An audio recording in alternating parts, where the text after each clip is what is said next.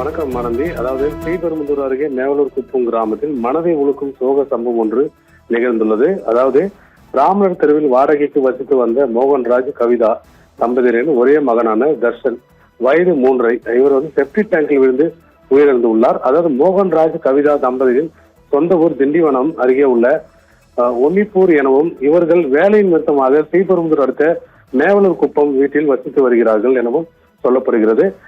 இன்று காலை சுமார் 8 மணி அளவில் வீட்டின் முன்பு விளையாடி கொண்டிருந்த சிறுவன் திடீரென காணாமல் போனான். பதற்றமடைந்த பெற்றோர் தேடிக் கொண்டிருந்த போது அருகில் திறந்து கிடந்த செப்டிக் டேங்க் மீது சந்தேகம் எழுந்தது. உடனடியாக குழந்தையின் தந்தை மோகன்ராஜ் உள்ளே குதித்து குழந்தையை மீட்டெடுத்துள்ளார்.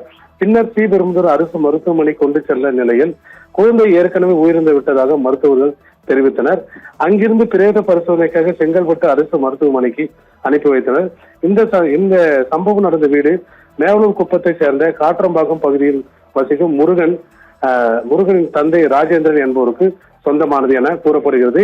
இந்த செப்டிக் டேங்க் பாதுகாப்பற்ற நிலையில் இருந்ததாகவும் அதனை பல முறை கூறியும் வீட்டு உரிமையாளர் கவனிக்கவில்லை என பெற்றோர்கள் ஒரு குற்றச்சாட்டை முன்வைக்கின்றனர்.